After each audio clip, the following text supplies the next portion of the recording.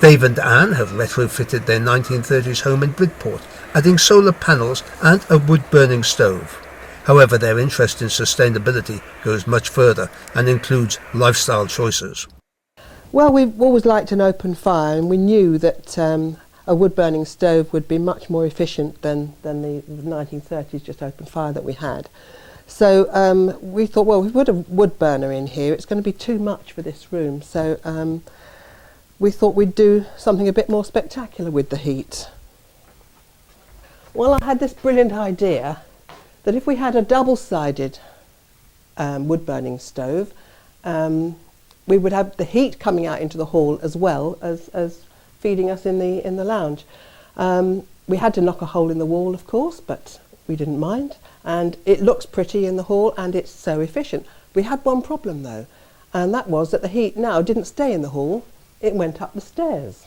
I had this brilliant idea to put a curtain up because all the heat was coming straight up the stairs and disappearing. So I went to the charity shop, got a wonderful pair of lined curtains, topped and tailed them, stuck them, sewed them together, and it's made all the difference. And if I don't want the heat, I don't mind the heat coming through, I can shove this over there, get it out of the way. In addition to the wood-burning stove, the other bits of hard kit that we've got are solar hot water and solar PVs on the roof, which obviously cut down our energy bills. We've had the PVs for about 6 years now, and when we bought them the unit price was very much higher than it is now, and the government hadn't introduced the very attractive FITs, feed-in tariffs. So we limited ourselves to what we could afford.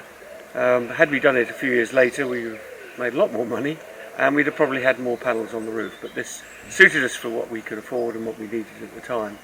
And of course we had the hot water fitted as well, so some of the space was already taken up with that.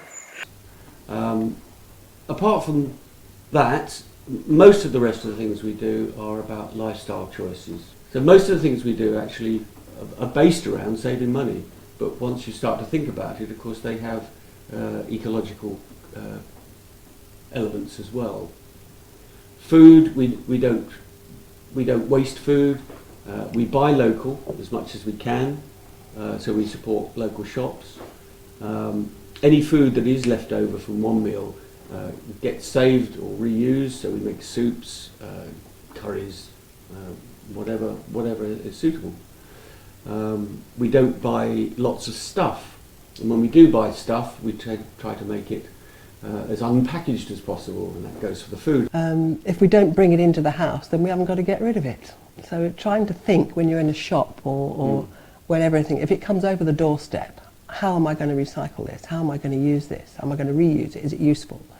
Otherwise just don't bring it into me, I don't want it.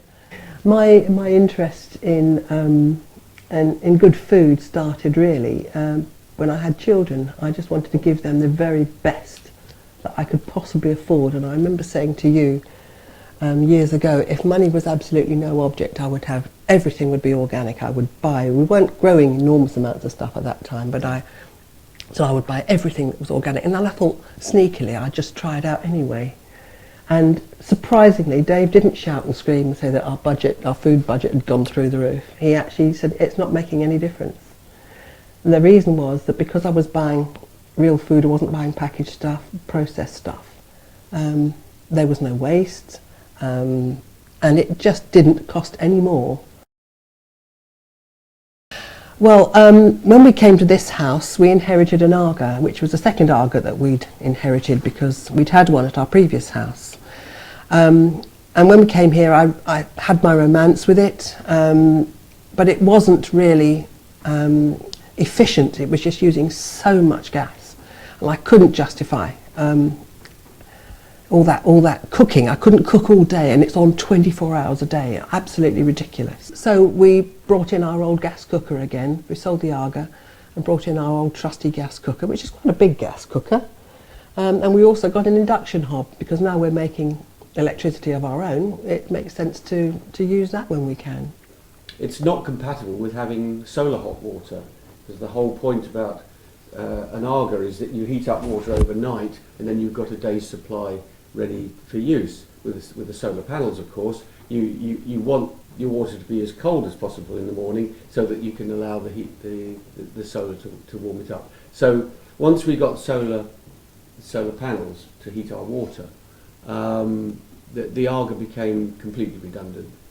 But the one thing that is nice about an Aga is that you can do slow cooking, but we realised that you could do that in any oven. So we from having an Aga, we learned how to slow cook, and that's made a big difference because it means a meat tastes so much better because it's slow cooked. And if it's slow grown and slow cooked, it's the best way to eat I haven't meat. mastered the art of eating it slowly, though. You haven't, no, I have to say. I'm not sure I have.